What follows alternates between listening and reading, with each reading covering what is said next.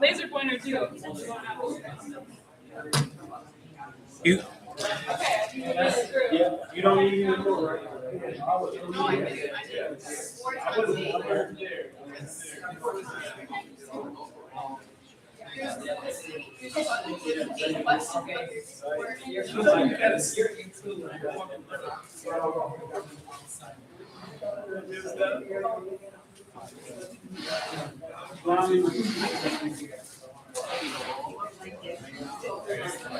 That means they got weed, yeah.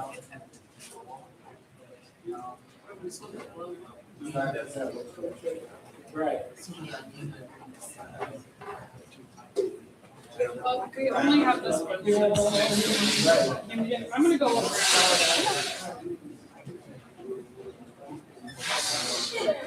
Hello. If we can all go ahead and have a seat, and we can call this meeting to order for our July session of our NAACP General Meeting, which will be hosted by our NAACP Youth Branch. I'm very excited about their presentation today. I just want to acknowledge that it is a scorcher and it's pretty warm in here. There are water fountains next to the restrooms, in which if you go out this door, go to your right and another right, that's where that is. And then there are vending machines in the lobby if you need to go out and get a cool beverage, because it really is warm in here. We do apologize for that, and we have the fans going, trying to circulate the air. But hopefully we'll have some engaging conversation today. Really looking forward to it. My name is Lisa Gardner. I am your branch president of the NAACP. I do see 3 of my EC chairs. If they want to stand and introduce themselves and give a brief introduction of their committees and what they do. We don't have a microphone, so I'm going to ask that you project loudly. I'll start with Pastor Rick Matters from the Criminal Justice Committee.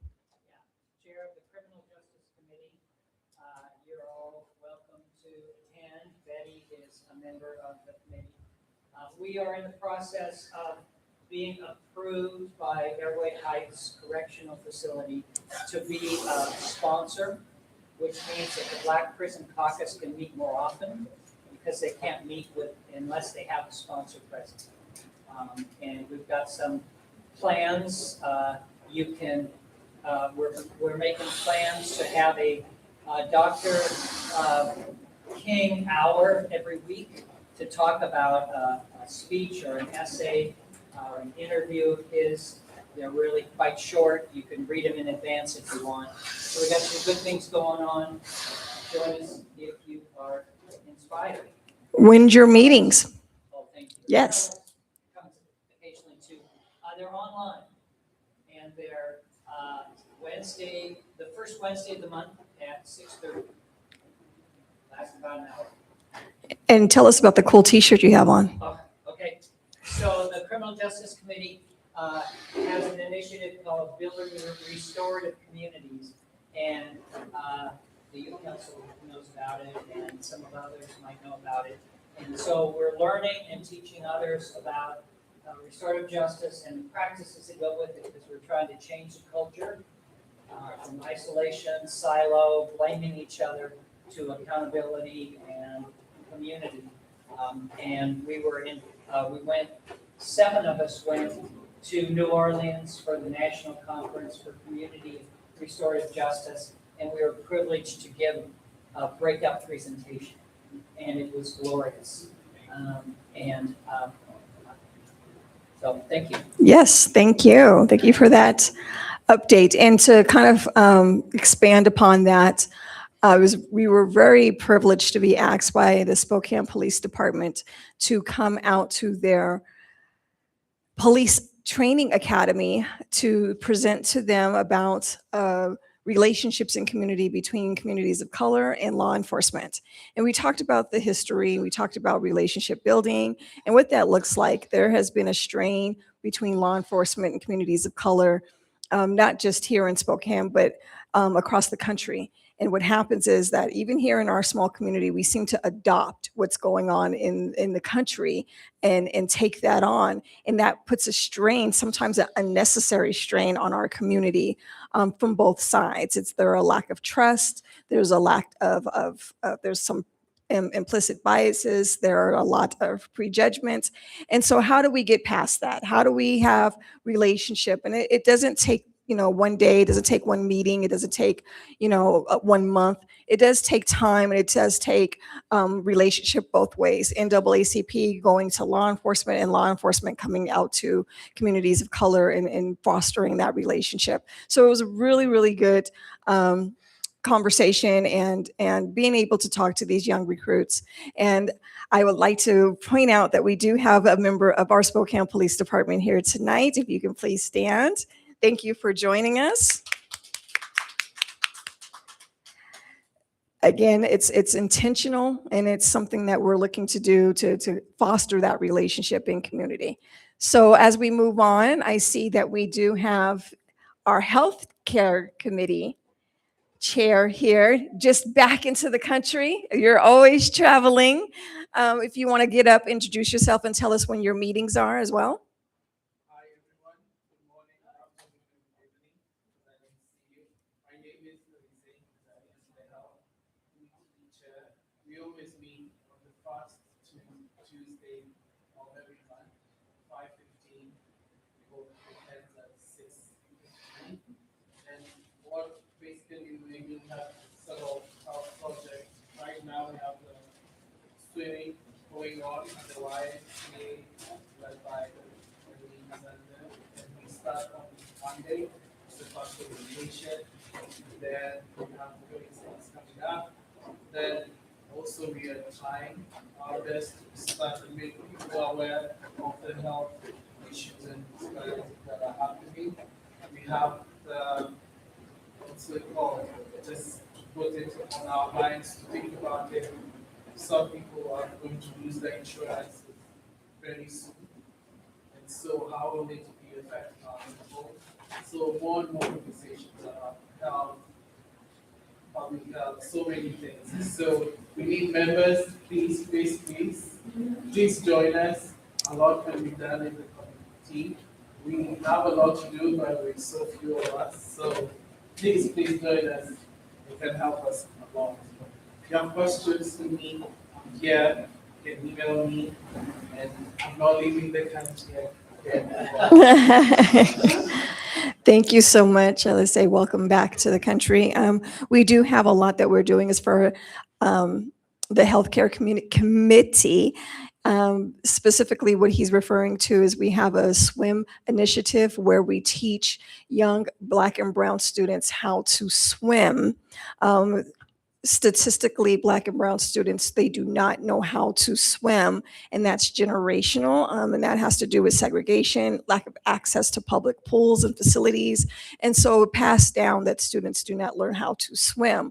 Well, now we have a program where we're partnering with YWCA and the Red Cross. So these students go to the Y, they take these swim lessons. After they learn their swim lessons, the Red Cross comes in and then they have like this kind of endurance test so that they can become lifeguards. And once they become lifeguards, we help them secure jobs through the city of Spokane. So that is another really good program through the healthcare committee that we're doing. So between building restorative communities, our health committee, we're doing a lot of good programs in community that we're very excited about. So thank you for that. I see my civic engagement chair is back there busy. Do you want me to announce for you in regards to, so our civic engagement committee, they're the ones that hosts our candidate forums. So we're having a candidate forum that's coming up in October. We strategically have the candidate forums after the primaries because it's pretty heavy this year, especially with all of the congressional candidates, and so of our state-led districts have a lot of candidates. And so after primaries, we like to really hone in on who's left and hear about their positions and their priorities for our community. And that first one is going to be about the auditor, and that's going to be on October 1st. It will be here at Spokane Community College, and that's going to be at 6 p.m., correct? 6 p.m. here, so definitely come if you're interested about the auditor race, the county auditor. And then on October 14th, we're having our general election for the congressional seats and their state representatives, that candidate forum. And that's going to be at the Central Library downtown on the 3rd floor, also at 6 p.m. So definitely look out for information that's going to be coming soon about that. We have that every year, so this will be our 3rd year having those candidate forums. They're wildly successful. We're very proud of what the Civic Engagement Committee is doing with those candidate forums. I think we've covered our committees that are here. I see that my vice president is here. Is there anything that you would like to add, or you're just here looking lovely in the audience? You sure can if you want to. If you feel it's appropriate, you can. Yes. So many of you are already aware of what's been happening in me.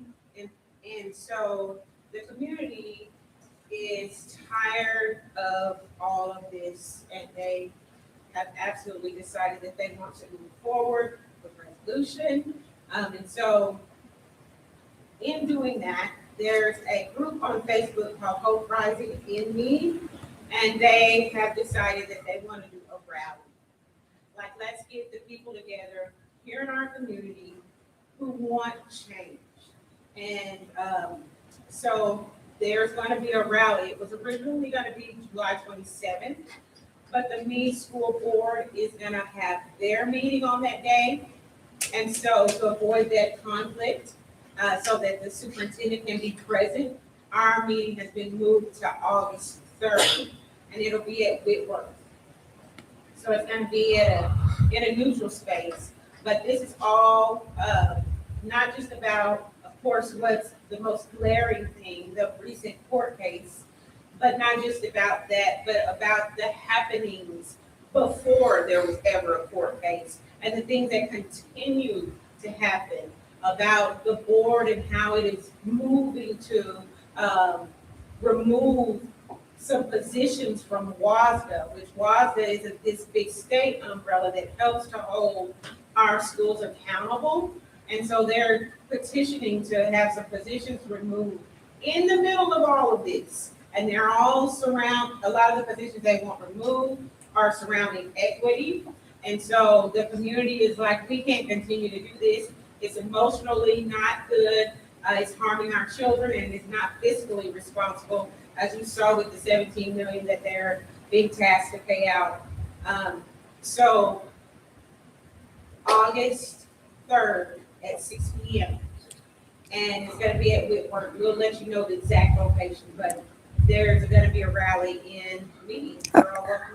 I'm going to repeat that for the people online. There's going to be a rally regarding the equity that's going on at Meade, and that's going to be on August 3rd at Whitworth. Do we have a time? At 6 p.m. There will be marketing and promoting materials regarding that rally coming soon. Following that, our next meeting next month for NAACP will be a town hall meeting, and it will focus on exactly what Jamie described, but instead it's going to be holistic. It's going to be, how do parents really get behind supporting their students in communities, in these systems, in their education systems. So it's not just going to be focused on Meade, but it will definitely encompass and be an example of what's going on in Meade and how we address that as a community. So our next meeting, our August meeting of NAACP, will be on the heels of that rally that they're having. So I think that that's going to be a very important meeting that we're having in August surrounding that. And furthermore, we're really excited about that. There are, how many of y'all are going to NAACP National? Who's going to Chicago? 4 of y'all? 3 from Youth Council? 4 of you? Okay. So tomorrow we have 4 or 5, 4 Youth Council, and we have 6 adults that are all headed to Chicago for NAACP National Convention. We have our youth chapter going to represent. This will be the first time you all get to vote, correct? As delegates, right? Oh, unfortunately. Oh, compliance? Okay. That's okay next year.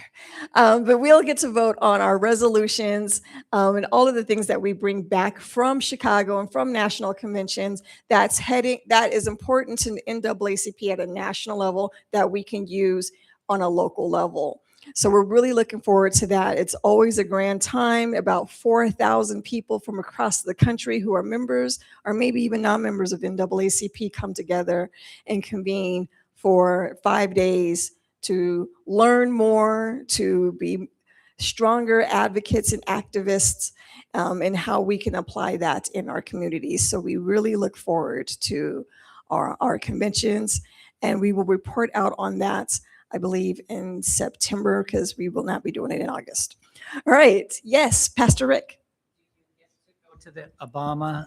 Do we get to go to the Obama Center? Unfortunately, we do not get to go because they just opened and they're not prepared for 4,000 people to be in the Obama Center. So it would be bad for 4,000 people to be in the Obama Center and they were having operational hiccups and have all of us there seeing that. I think it was best move for them to bow out this year and say, you know what, maybe next time we can get you around. But right now we're just not in the position to take on 4,000 members of NAACP. So no, we will not. And unfortunately, individual tickets have been sold out for at least 2 months. So if anyone who is going has tickets, they are pretty lucky to grab those. Any other questions? All right. Well, with that, I'm going to turn it over to the president of the NAACP Youth Council, Kyla. And are you coming up with? Okay, because we have a youth council advisor, but you don't have to. All right, I'm turning it over to Kyla.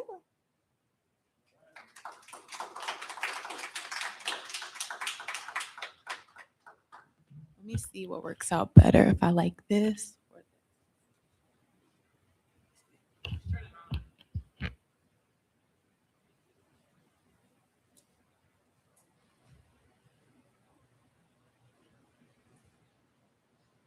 I just click it to.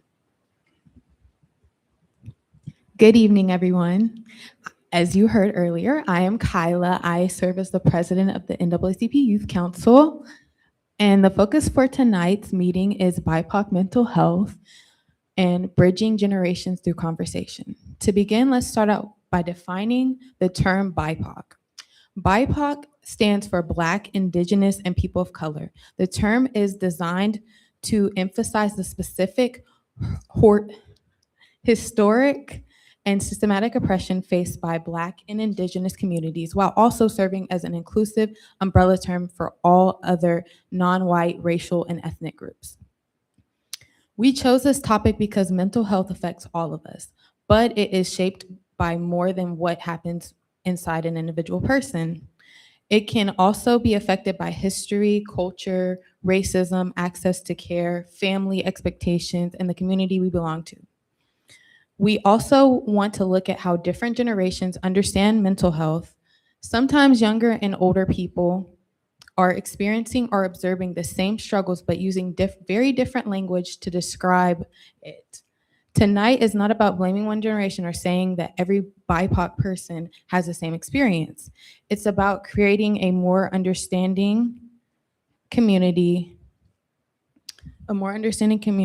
and making room for honest conversations.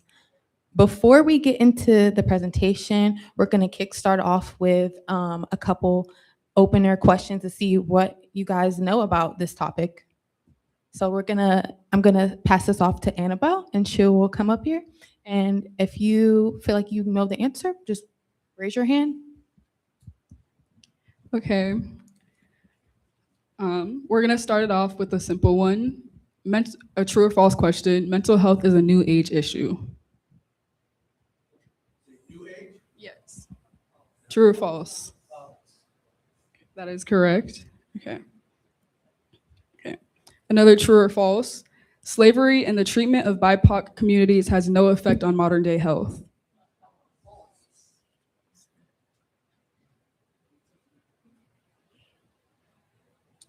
And then we can also open it up with, we'll start with this one at the beginning and end just to see. We can't hear. Okay.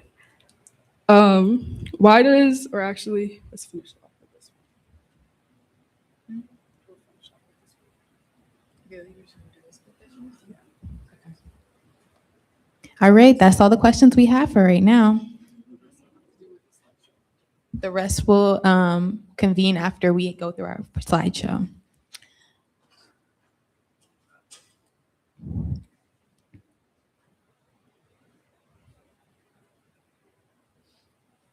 Okay.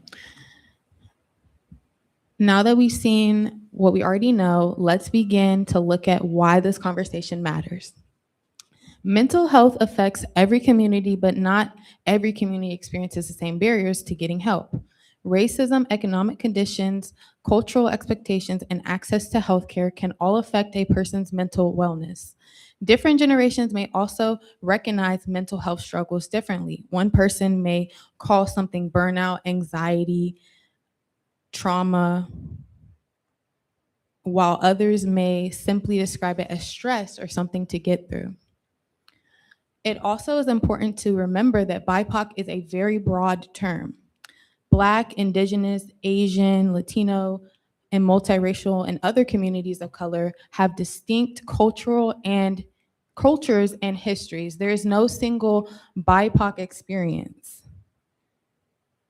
In 2024, only 52% of adults in the United States who experienced mental illness received mental health treatment. That means that almost half did not receive treatment during that year. The main takeaway from that is that mental health needs are common, but the support is not always equally available, or equally received. To understand why these differences exist today, we also have to look at the history that has shaped how many communities view healthcare, struggle, and survival. To understand BIPOC mental health today, we also have to acknowledge history. Different communities have experienced slavery, segregation, colonization, forced displacement, indigenous boarding schools, immigration-related trauma, racial violence, and mistreatment within medical institutions. These histories do not affect every person in the exact same way. However, they can influence how communities view healthcare, authority, privacy, and outside intervention. For example, when people or their families have experienced discrimination or mistreatment from institutions, they may have understandable reasons to distrust those institutions. Families may also develop ways of coping that emphasizes privacy, self-reliance, and faith, or handling problems within their own communities. Historical experiences can therefore influence trust, coping strategies, family communication, and when people feel comfortable asking for help. Those histories did not only shape institutions, they also shaped the survival lessons that were passed from one generation to the next. History also helps explain why generations sometimes approach mental health differently. Some older generations learn to keep moving despite pain, protect family privacy, depend on faith and community, and focus on safety, stability, and survival. For many people, those approaches were necessary. They helped families and communities endure extremely difficult circumstances. Many young people now have more access to language around anxiety, depression, trauma, burnout, boundaries, and therapy. They may be more comfortable identifying emotions or seeking professional help, professional and peer support. This does not mean that older generations did not experience mental health struggles. They may simply have understood or described them differently. One generation may call it, say something is, they're pushing through something, while another calls it anxiety, depression, trauma, or burnout. Bridging the gap does not require rejecting resilience. It means preserving that strength while also making room for honesty, rest, and support.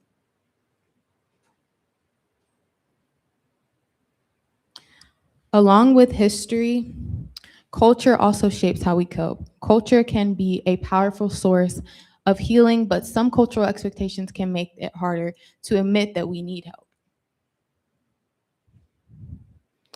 Culture can be one of our greatest sources of strength. Family, faith, spirituality, cultural identity, elders, mentors, music, food, art, and tradition can give people a sense of belonging, purpose, and support. These are important parts of healing and resilience. At the same time, some cultural messages can create pressure. People may hear things like, be strong, keep family business private, just pray about it, and others have it worse, or we survived harder things. Those messages are not always said with harmful intentions. They may come from love, protection, survival, or a desire to encourage someone. But they can also leave people feeling that asking for help means they are weak, ungrateful, or they're betraying the family. In 2024, Black adults were 36% less likely than US adults overall to have received mental health treatment. Hispanic and Latino adults were 28% less likely than US adults overall to have received treatment. Those differences can reflect several barriers, including stigma, cost, access, trust, and whether people feel culturally understood. Cultural resilience can protect us, but strength should also include knowing when to ask. One reason many people may hesitate to speak up is the belief that struggling means that they are ungrateful for the life, love, or opportunities they have received, but those experiences do not cancel out one another.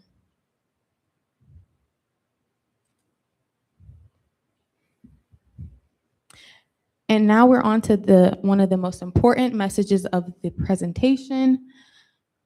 Someone can be loved and still feel lonely. Someone can be loved. Someone can have opportunities and still feel overwhelmed. Someone can be grateful and still need support. Someone can appear successful and still be struggling internally.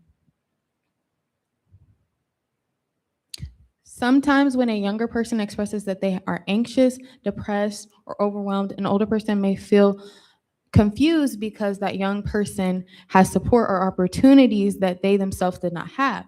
But acknowledging a struggle does not erase the sacrifice, love, or opportunity somebody received. A person can genuinely appreciate that their family or community has done things for them while still experiencing something internally that they cannot simply just turn off. A good life does not make someone immune to mental health challenges. Gratitude and struggle can exist at the same time. Beyond what happens within families and culture, people may also be carrying stress created from the outside world, especially racism and discrimination. Racism is not only a political or civil rights issue, it also can affect mental health. Discrimination, microaggressions, code switching, and constantly thinking about how others perceive you can create ongoing stress. People may feel pressured to represent their whole community, avoid confirming stereotypes, or prove that they belong. Bias can occur at school, at work, in healthcare, and in public spaces.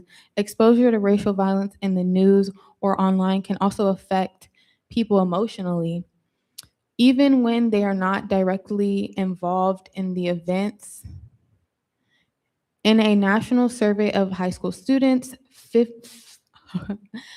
56.9% of Asian students, 48.8% of multiracial students, and 45.9% of Black students reported experiencing racism at school.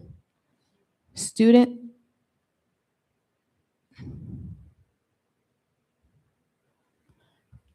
who reported racism also had higher levels of poor mental health and suicide risk. This reminds us that repeated discrimination can affect a person's sense of safety, belonging, confidence, and emotional well-being, even when other parts of their life may appear stable. And even when someone recognizes that they need help, getting appropriate care can represent an entirely different set of challenges.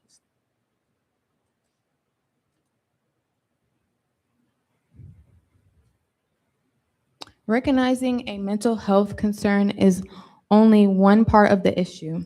People also may struggle with being able to access appropriate support. Barriers can include costs, insurance, provider shortages, transportation, work schedules, language differences, and a long waiting list.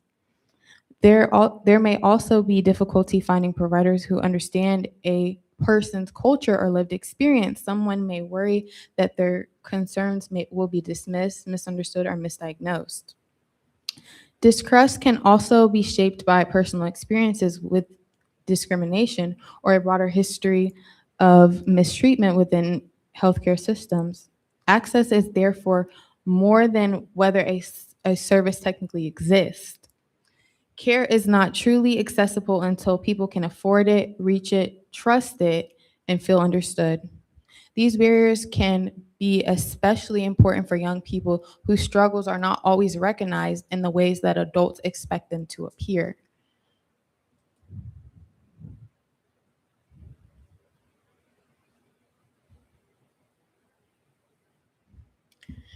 BIPOC youth may be carrying pressures that are not always visible. They may include racism at school, academic pressure, family expectations, social media comparison, code switching, caregiving responsibilities, and fear of disappointing the people who have supported them. Young people may also feel pressure to appear strong or successful because they know how much others have sacrificed for them. In 2023, Black high school students were 8% more likely than students nationwide to report attempting suicide during the previous year. The statistic is serious, but the goal is not to frighten people. It is to remind us to take young people's experiences seriously. Struggle does not always look like visible sadness. It may appear as irritability, withdrawal, exhaustion, failing grades, changes in sleep, or losing interest in things someone once enjoyed. What one generation interprets as laziness, disrespect, or lack of gratitude may just sometimes be a sign of that someone needs support.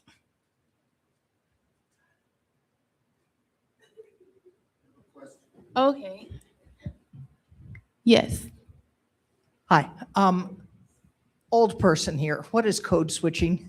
Code switching is okay. So I'll use myself as an example. So, like, as a Black person, the way that you might speak when you're around family or familiar people, like a friend or like just family members, you speak in a different way that in like a dominant society in America might view as like ghetto or might view as like bizarre or weird or something like that. So when typically I'll use Black students, for example. When Black students are like in school, when they're speaking to like white educators, they might feel like they have to switch off the way that they speak to, you know, kind of mimic like white society and how that sounds, or just any other group.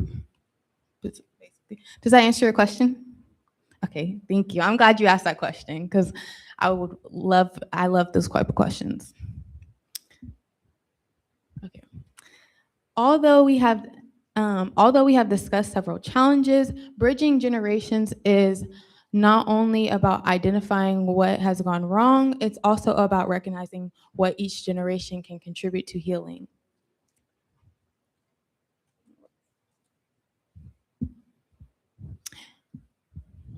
Bridging generations should not mean placing all the responsibility on one age group. Every generation has something valuable to offer.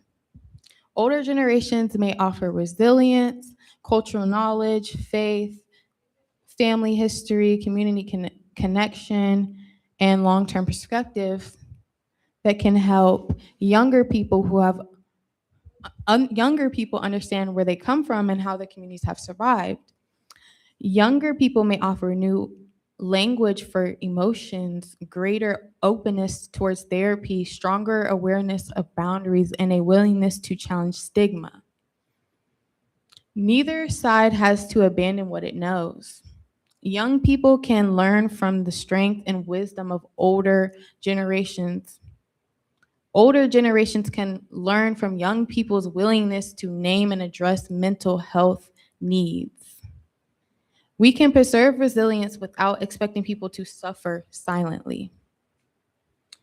When we bring the strengths of different generations together, we can create a broader understanding of what healing and support can look like in our communities. To continue that part of the conversation and share some local resources, I'm going to turn it over to Emmanuel.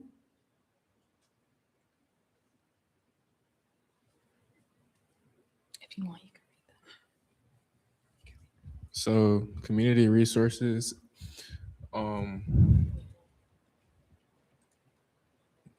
this one, okay. So for community healing and bridging the gap, healing can look different for people. It may include family and trusted friends, faith and spirituality, therapy, peer support, mentorship, cultural traditions, rest, boundaries, music, art, movement, or community advocacy. Professional care and community care do not have to compete. A person can pray and go to therapy. They can rely on family while also seeking professional help. Again, value cultural traditions while learning new coping strategies. There are also some practical ways we can bridge the generational gap. First, listen, allow someone to explain their experience without immediately comparing it to your own. Second, believe in them. You may not fully understand what they feel, but you can still take it seriously. Third, ask what kind of support would help. Fourth, share wisdom without using your experience to dismiss theirs. Finally, connect people with trusted community members, mentors, counselors, support groups, or crisis services when needed. Professional care and community care can work together, and asking for help can be a part of resilience.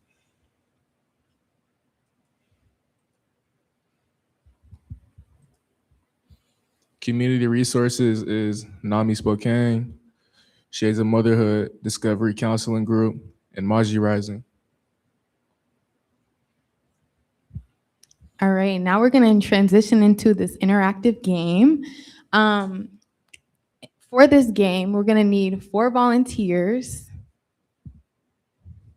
who would like to participate. It's not gonna, we're not asking too much. Just all right. Thank you. That's 1 person. We just need 3 more people. 2, 3. I promise you, it's not a bad game. It's not scary. 4. All right. So what we're gonna be doing is we're gonna have our 4 lovely volunteers to stand up here, and we'll each give you a balloon. You'll each get a balloon, and whenever you hear a statement that you agree with, pop it, and then we'll all ask whoever pops it, what to elaborate on why they agree with the statement or if they have anything to add to it. Oh wait, sorry. I have tags. I'm sorry. Yeah, it's in the bag. No, wait. If you agree, you do pop it. Yeah, it's based off. Okay. It's based off like if you know the internet, like it's become like a an actual like show on Netflix. It's like Pop the Balloon. Mm-hmm.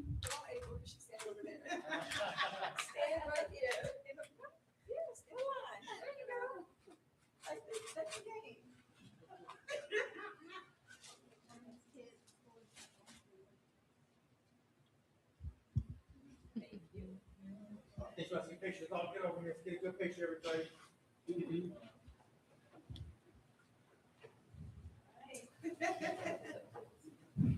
And I'm gonna pass it off to Annabelle. She'll be the one moderating with the question. For our first statement, we have, our communities still place too much pressure on people to appear strong. If you agree, pop it.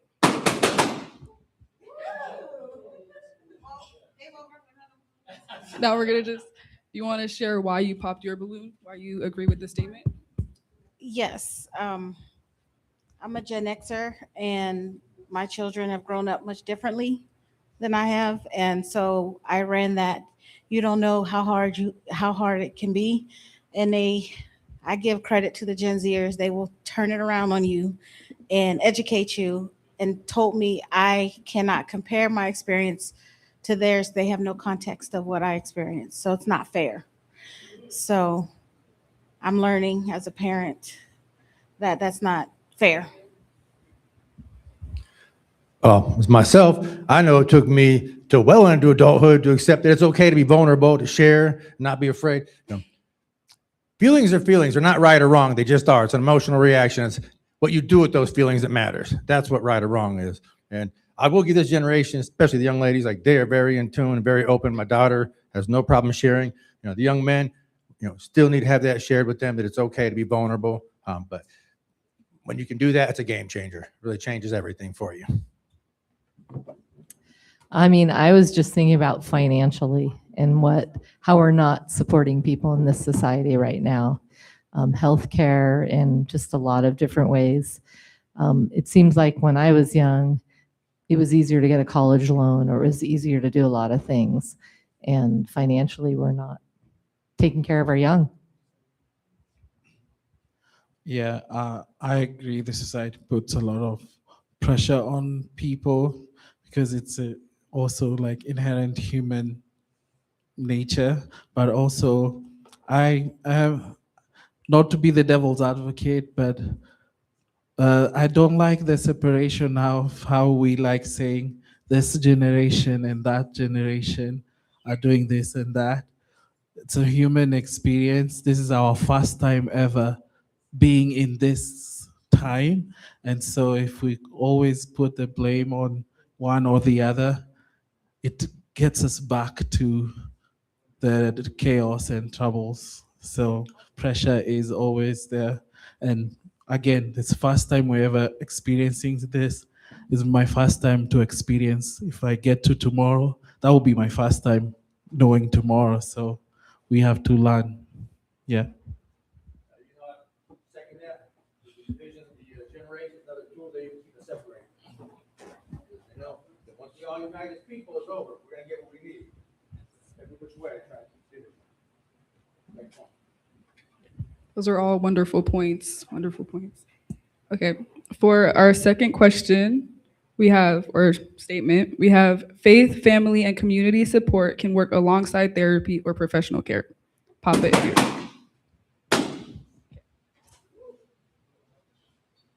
I'll let someone else go first.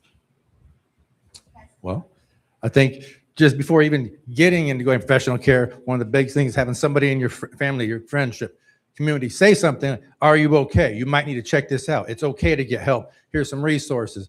But at least, especially my generation, sorry, do generation thing, but growing up, we didn't have these kind of resources, the internet, we didn't have these kind of talks, and you tend to just stick in there and you bear down, you just put it in your hole till it's too long, until it just comes to explode.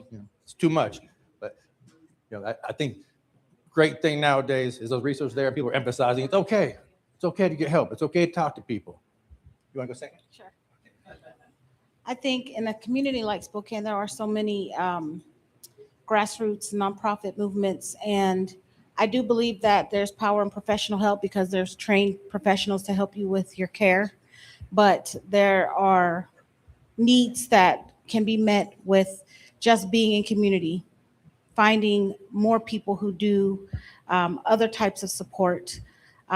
Church can be a support for some people, but I also think that our community centers, our Shades of Motherhood, our Maji Rising, there are all kinds of people that wraparound is important to know about outside of the one time a week you see a therapist or however often you go. But it is also very equally important to get medical professionals involved in your care as well. I think community is the key to us surviving as people. We are born to live in community with each other, and I feel like we live in a time where media and technology do everything it can to divide us, to make us angry and enraged and not get along. And what we have to do is put down our phones, put down our technology, and just talk to people and talk about how you're different or the same, but just reach out to each other. Yeah, I do agree with everyone. There's this proverb. They say the apple doesn't fall far away from the tree. I want to twist it a little bit just for this purpose here. Community, family, faith, and religion, they are like the seeds in the tree, and the fruits we bear come from those things. And so whatever fruit that will stem from that, like is fruit of positivity, community, togetherness, and all that, they stem from that tree. And so if the tree is bearing bad fruits, we inherently inherit those bad fruits. So currently the society looks like it's not bearing good fruits, but there's good trees where we should plant new trees. We should have new opportunities so that we can get the good fruit. So the apple doesn't fall far away from the tree, it's true, but we have seeds all over. We can plant new ones. And that's community, faith, family, and all the above.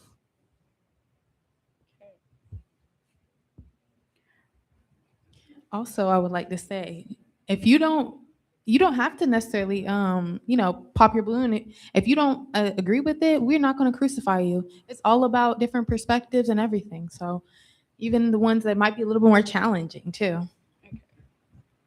Our next statement is mental health is discussed too openly on social media today.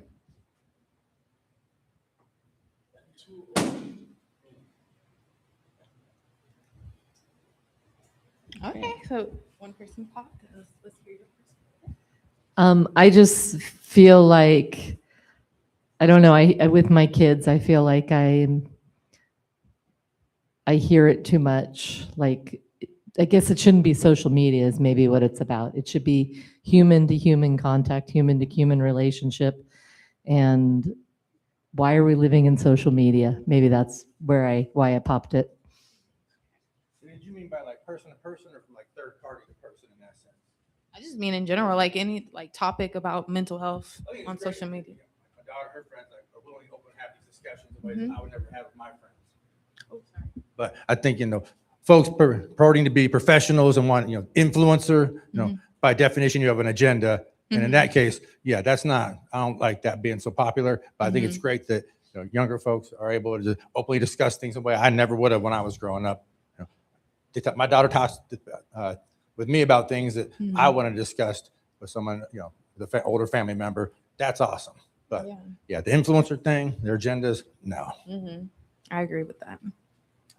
Let's pass it to I do think you have to be careful with social media and the proliferation of so much information being used maybe irresponsibly or not with due diligence. But I still think kids today are talking real about mental health in a way that I was not talking about it when I was their age. My daughter, my oldest, told me something yesterday, and she said the Black struggle we've normalized struggle so much that we don't make it a problem when we have pain because it's been normalized.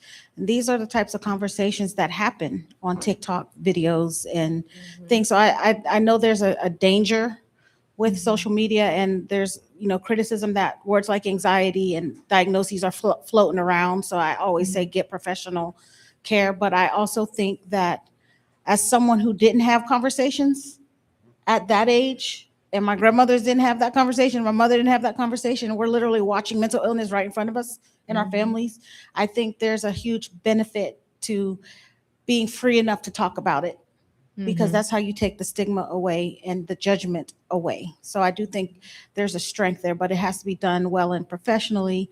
And the human to human is very much important too, and involving social workers and involving clinicians and everything. All right, thank you. Those are great points. Again, I like that we had the differentiation for this question so that we saw different points of views and different takes. For our next statement, we have older generations were more resilient because they were expected to push through difficult experiences.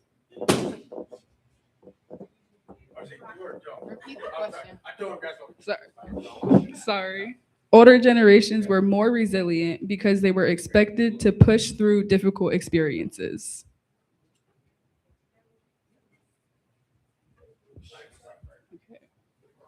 All right. That's a myth. The older generations just learned how to suppress those things.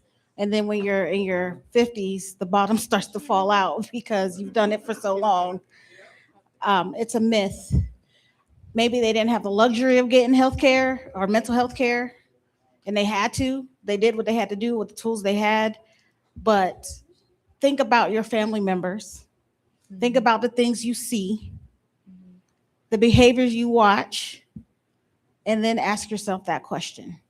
Seeing it now in hindsight, I'm like, yeah, that wasn't resilience. That was deflection and a whole bunch of other coping mechanisms that didn't really heal the mind. Yeah, no, I concur. We tuck it, we bear it down, squeeze it, and we just put it on the shelf for later. And pretty soon that shelf fills up, and then you got to deal with it. But it's too late then. My grandpa was a mental health professional. I don't know how high, but he was upper in the state here, and he got a little plaque from it. And it's so awkward because my grandpa could not have a real conversation with you about anything, actually talk to you about you and say, I was a wild kid. I was out of control. I wasted a lot of potential when I was younger, and nobody came up to me and said, hey, Bartleson, stop living for today, man. You got a whole future ahead of you. Nobody had those kind of conversations with me. Nobody pointed out my behaviors at the time. None of that stuff was addressed. It was just, there you go, and maybe we'll scold you when you get caught. But there was no real talk, no real openness, no guidance in the way that needs to be there. Actually I've always taught my daughter, now, I remember who said this a long time ago, they said, they ask you a question, give them the real answer. If you learned about it in college, you give them the college answer. But you don't bring things down. You don't dumb it down for them. If you don't give them the full truth, they're going to know that you didn't give it to them. They're not going to trust you next time. And if you give them the full answer, if they don't get but 70% of it, it's still going to bring them up. You're not going to go bring it down and give them basic. You got to lift them up. Got to expect that they're going to get there and understand it. Oh, I didn't pop my bubble. Oh, So I don't all right. I accidentally popped mine, but I just like to talk. So, yeah. Yeah, I agree with most people, everyone. It's a myth. I'll give an example from there's this advert I used to watch before, back where I was. It was about soap, hand washing where it used to be. It was a big deal. I grew up from like a poor background. We had a refugee camp, so there's a whole campaign about washing your hands.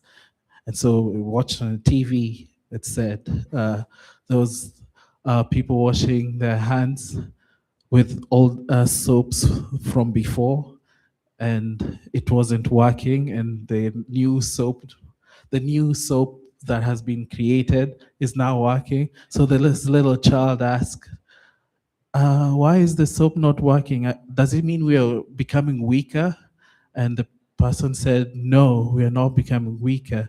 It's the germs are finding the other ways of survival and stuff. And I think somehow related to that, we are not, the new generation is not weaker. It's just that the demons they face are way sophisticated than the ones that were there before. They don't have to, before old folks didn't have to deal with TikTok. They didn't have to deal with Facebook and everything. But this generation and now also the old people together are now dealing with all those new things that are coming up. So no one is weak. It's just that the germs have found different ways of infiltrating the system.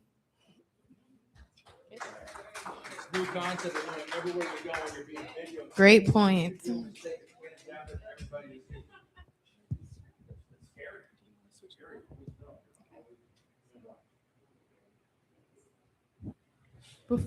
Before we transition to the next four, would anybody else like to participate? Because I don't want to keep people from, joining the conversation if they would like. Or we can just keep the four we have up here. Yes, we'll have younger. Yeah. President. Oh, Lisa, yeah. our advisor. Yeah. You said what? We got Lisa. Taurus going. Taurus is taking Elise's place. That's 4. And then. All right. Do you want to go this way? Okay.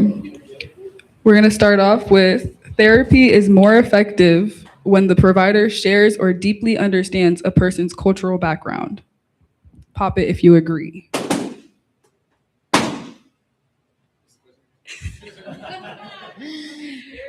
Therapy is more effective when the provider shares or deeply understands a person's cultural background. You don't want to pop it? Yeah, Pop it if you agree. If you agree, pop it. Where's your hat? Since you popped yours first, we had. Oh boy. I think that for so long, I know for me, I am Generation X, going to even just a school counselor, it was hard for me to talk about what's going on in my home to a school counselor based on culture. What we do in the Black community is a lot different than what happens in the general population. And so being able to talk to somebody who can understand the nuances that happen within Black culture is going to be different from nuances that happens in a Japanese culture or in a Native culture or in a Pacific Islander culture. It's just very nuanced. And so I think that when you're able to fully open up to someone who is from your culture, then you can really get to the root of whatever that problem is and find a viable solution. I agree with what she said, because it's like, to find out, you have to have a common ground with somebody who's been through what you've been through, somebody who thinks like you do. You have to be around like-minded people who are above mentally to really like help you out with what you're going through. Look, we can talk, you can learn, I can empathize. When I walk out that door, I'm still a white man. My experience is not going to be the same. I won't be able to perfectly encapsulate your experience. That's just a fact. And I can relate, I can provide guidance, but again, there's only so much where I can empathize, because when I leave that door. So I agree with everything that they said, and being someone that grew up in a neighborhood that is high in rank when it came to murder, high in rank when it came to drug trafficking, Birmingham, Alabama was like in the top 5 of like the most dangerous cities you could have grew up in. And knowing all that, and when I started playing football and I got involved with sports and started actually paying attention to people, one guy set me down and was like, "Hey, you got talent, but you stubborn, you hard headed, you don't listen." And for a lot of people, you know, when you hear that, you just like, "Oh, you don't know what you're talking about." But sometimes when people tell you the truth, and you got so many other people showing up in corners and just letting you get away with it, sometimes you pay attention to people that give you tough love, and you follow through with people who got your best interests at heart. And so when you grow up and you feel like, oh, I can't let certain people down, a person that listens to you and hears you from a distance, and you might have just met that person and you got a better relationship with that person than somebody you known for 15 plus years, that is a sign from the universe. That is a time for you to sit down and be still. You got to pay attention to people who love you intentionally, and they really just want the best from you. They don't want nothing in return. That is when the thing happen is not transactional. So when you feel something, it's real, and you don't have to question it. So when we was talking about earlier about the code switching, the way I talk right now, I don't talk in my normal day-to-day life, right? Because I engage with people because I take it serious. Right. And so when I talk to people, I let them know, hey, this is a choice for you. I'm literally here to help you get to point A to point B. Let's go.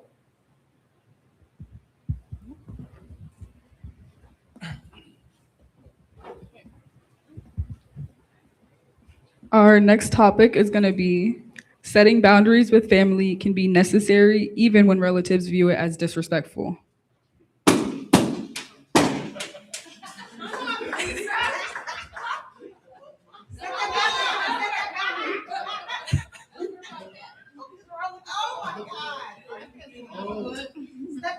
Oh, you don't want to be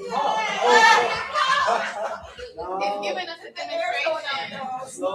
Even the balloons, that was Slow just- response, slow response. He's gonna go on his own pace. You're not gonna make him do what he pop when you want him to pop. I think I'm loud. No, I feel like it's gonna be loud.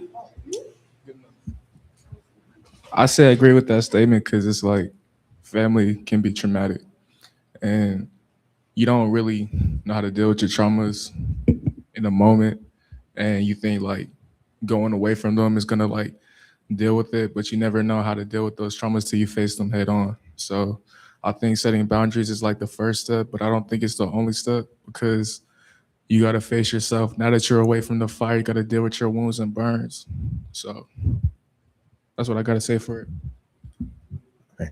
Like you said, that's just the first step. The next step is enforcing those boundaries. If you don't enforce them, then they mean nothing, and people will tread on them every time. And people, that's how they recognize their mistakes. When you say, no, that's not okay. One time, a second time, that's intentional. Now you're trying to be hurtful. And if you don't put those boundaries in place and you don't hold people to it, they're not going to respect you, and you're not going to be treated the way you should. And they're going to treat other people that way. You know, if they're your friends or family and they treat you a certain way and you don't say anything, and that's going to carry off into the rest of the world, people they don't know and don't care what they think about them. So, you know, starts right there with the people closest to you and showing respect and how we treat people and how we show love. Maybe it's a sign that my balloon didn't pop because I'm kind of 50-50 on this. And the reason why I say that is because from a different perspective, I don't have children. So in my world, I have my siblings and my nieces and nephews. And I always feel so heartbroken when they're going through something and they did not come to me. So even if they did set a boundary, like they're not going to go out and have these boundaries with family, I also believe that there is healing within your family, because maybe there are stories that have not been talked about generation to generation and generation. Was, did you know that your auntie suffered from da da da da da da da? And maybe they didn't know. Maybe they thought in their mind it was just them. But because sometimes a lot of stuff is generational that does not get talked about, I think that there's a little bit of having a little back and forth between family. Yes, have boundaries. yes, be able to be smart about them, but also be able to allow family to come in to help with restoring. So my mom told me to trust people, and when they show you the first time, believe them. I try to treat people fair. I don't even try to treat people the way I want to be treated. I do right by people. I don't lie to people, and I don't deceive people. Those are my principles. But I can't control what my family does. I can't even tell them to stop. I try to do the best I can, and I'm personally going through a situation with my own sister, and it's been going on for 2.5 years. And so it's just loving a person at a distance and not trying to move the relationship to a place where it can get fixed. It is, I love my sister, but right now I need the space and the distance to know exactly what's real and what's not real. But I know for a fact what I need right now is space. And so acknowledging boundaries and enforcing it, but you also got to understand what you need and what's best for you to move forward, because you can't process stuff when you're living in a world of chaos, especially if it's coming from your own kin, right? So the kind of work that I do, I'm literally in a field where I impact people's lives. Like I change people's lives every day, literally. So it's not one thing I don't do with people that I work for and work in the community and who I serve. I travel the East region of Washington State, and I go and chat with 14-year-olds and 24-year-olds and people with visual impairments, and I try to help them find employment. So I literally help people find jobs every day, right? So I don't ever want to be the reason why I can't fix something with my sister. I just know for a fact, it doesn't really matter if it's blood, it just matters what's best for me.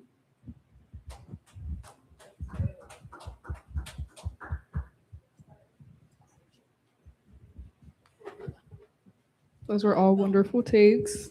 Moving on to our next statement, we have younger generations sometimes use mental health language to describe normal stress or discomfort. Younger generations sometimes use mental health language to describe normal stress or discomfort. Yes, or like When it's just like regular, like stress, they'll be You're like, saying oh, you're it's depressed. anxiety, or it's not really, yeah. Or when it- a little nervous and you're saying, Yeah, so like sadness.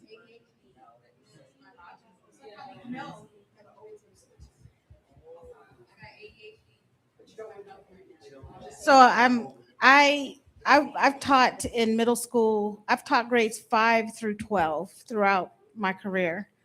And I had a 7th grader tell me that he can't do XYZ because he has ADHD. And it was front loaded to him by his family. And I'm like, have you seen a doctor? Do you know? And this is where earlier I said this is the danger of social media because it's so open and there's such a proliferation of information. Kids pick it and they don't have a clue. And they do self-diagnoses.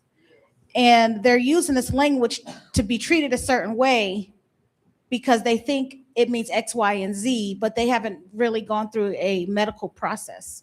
And it's almost like they've accepted this diagnosis without a formalized, and I have seen it repeatedly from California to Germany at the Department of Defense to here.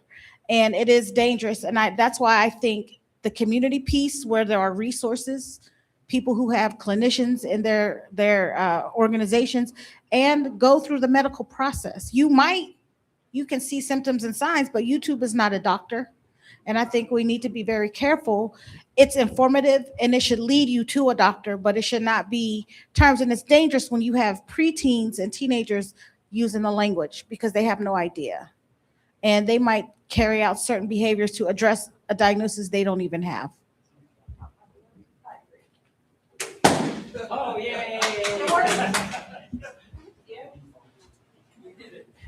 I do agree with that. And I think that I don't think it's just youth. I think in general that adults do it as well.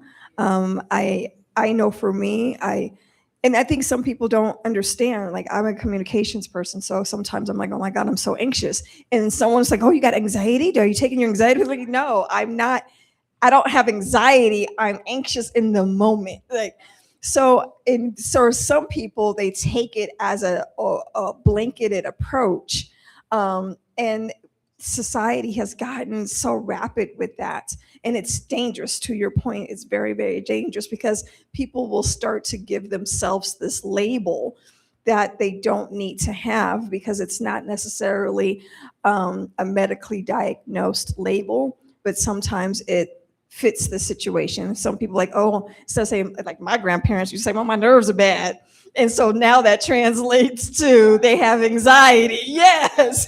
And so it could have been that they just had bad nerves in the moment. They don't necessarily have an issue with anxiety. So I think that we have to be very, very, very careful.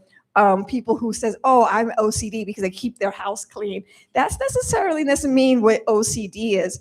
OCD is that you compulsively do something over and over and over again. Not that, oh, I have to keep a neat space. Yeah, that's good, but there's more to it than that. So I think we have to really be careful with definition and self-labeling.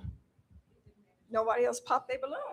Well, you sit there, in addition, you're minimizing people that really have those disorders. You gotta pop You got it. OCD, you're turning around, going back home, and you think that stove's still on, like it bothers you that much, you'll go back to work and go home and do it, even though you know, that I know I checked that before I left, even though I know the stove is on, I'm a half hour away at work, if I don't do it, it's gonna bother me the whole day.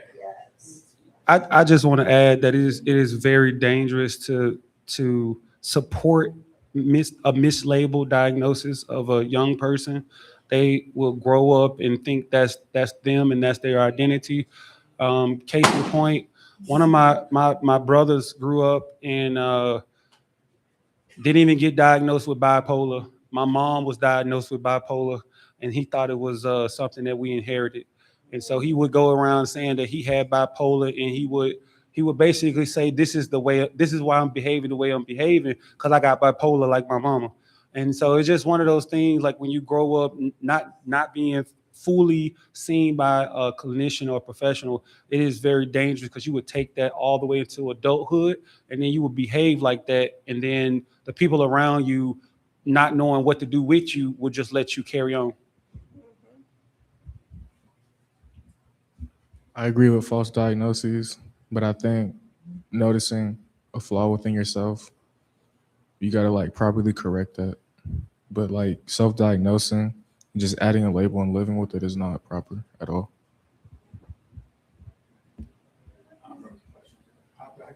And I'll add something really quickly too onto that, because self-diagnosing is an issue, but I also feel like sometimes there's a lot of people that don't have access to those spaces to get the diagnosis and certain things.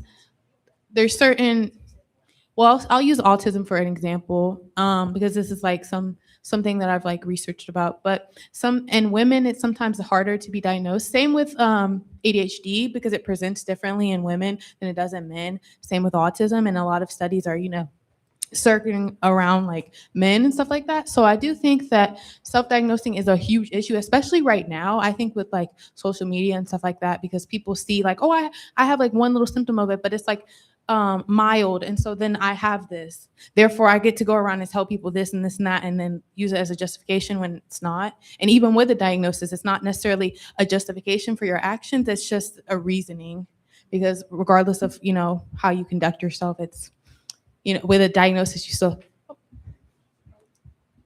I just want to add, like, tendencies are not guarantees. Like, just because you have like tendencies are not guarantees.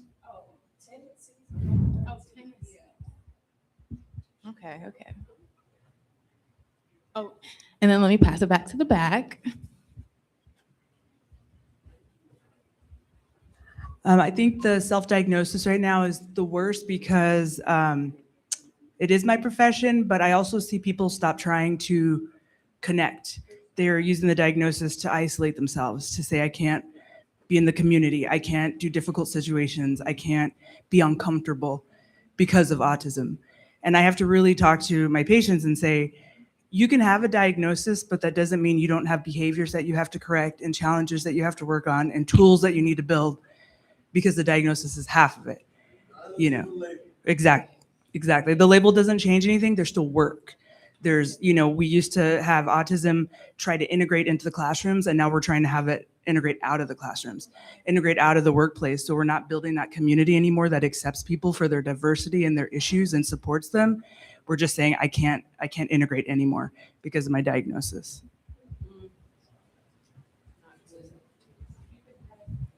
I want to add to what she was saying and also what everybody is saying, that also have to keep in mind where the message is coming from, because the family themselves may have some sort of diagnosis, and so they may not understand their diagnosis. So have to remember that, sometimes,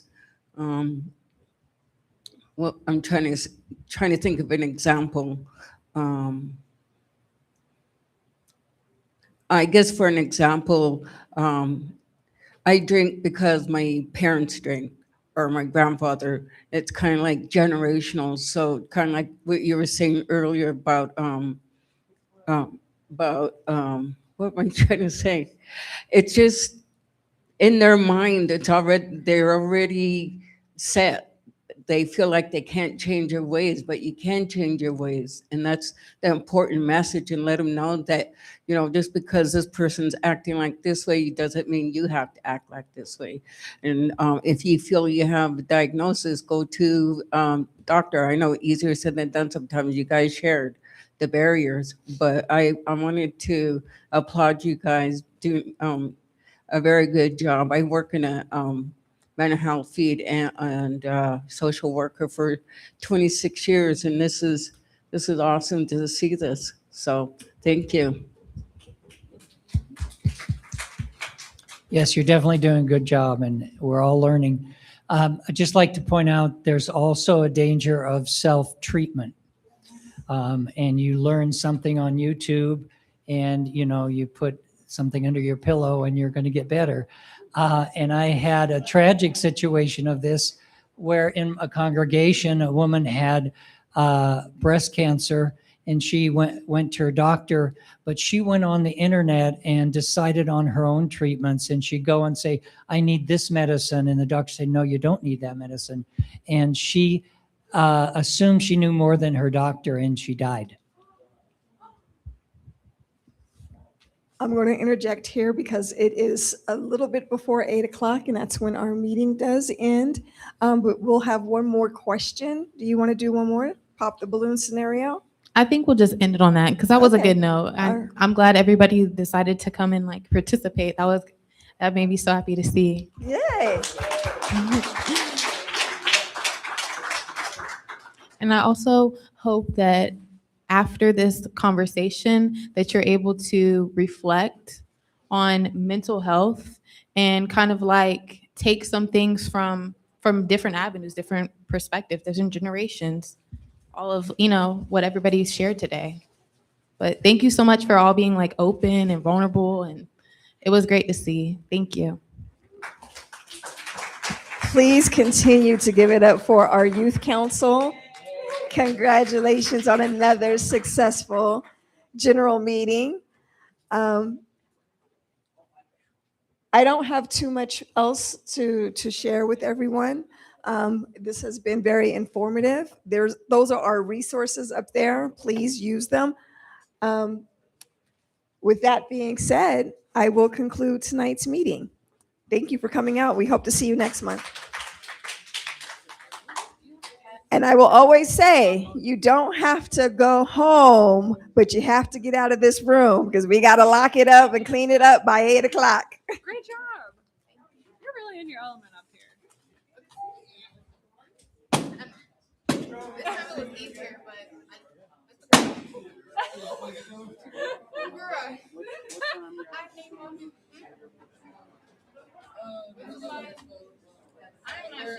I'm trying to call 11:45.